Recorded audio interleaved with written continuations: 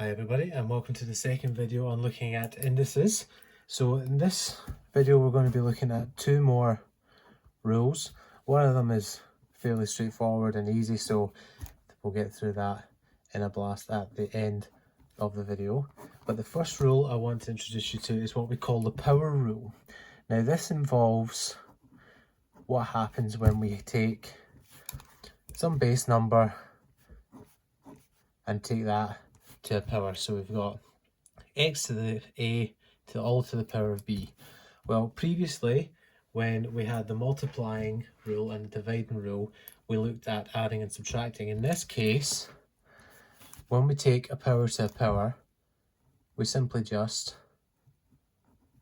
multiply the powers.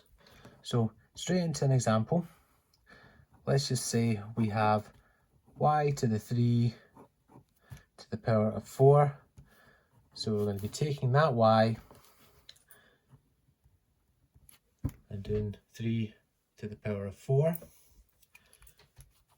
which just gives us y to the 12. So all we're simply doing is we're just multiplying the two powers in the power rule.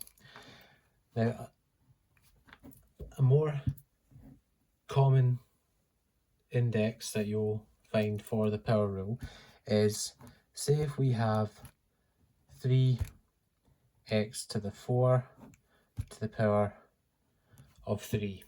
Now this one's a wee bit different, mainly because we've got this 3 at the start. Now this 3 here, we have to take that to the power of 3 as well, because this 3 is still a base with a 1 as its index. So when we use our power rule, we're going to be taking 3 to the power of 1 times 3 and x to the 4 times 3. So we're going to get 3 to the power of 3, x to the power of 12, and 3 to the power of 3, 3 times 3 is 9, times it by 3 is 27, and our x to the 12 is the same there as well. The next rule I want to show you is what we call the zero rule. Now this one is fairly straightforward.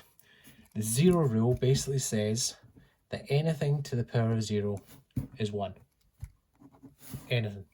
We take y to the power of 0, it's 1. We take 10 to the power of 0, it's 1.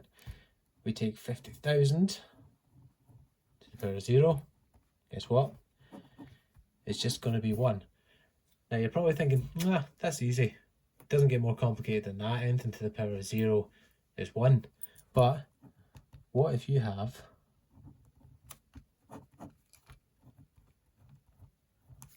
four x to the 0? Now you're probably thinking, oh, that's just 1, it's to the power of 0. Not true. This x to the power of 0 alone is 1. But you've also got 4 times that. So the actual answer is 4. So you need to be careful with that. Let's just say if we had 16 y to the 0. Still not 1. This y to the 0 here, that's going to be 1. And that 16 is just staying the same, because this 16 and this 4 that you see up above, they're to the power of 1. So 16 times by 1 just gives us 16. So for a power rule, we multiply our two powers together, being careful when we have a constant number in front of our base number that we need to take to the power as well. And the zero rule, where anything to the power of 0 is 1, but you must also be careful if you have a constant number in front of your base to that power of 0.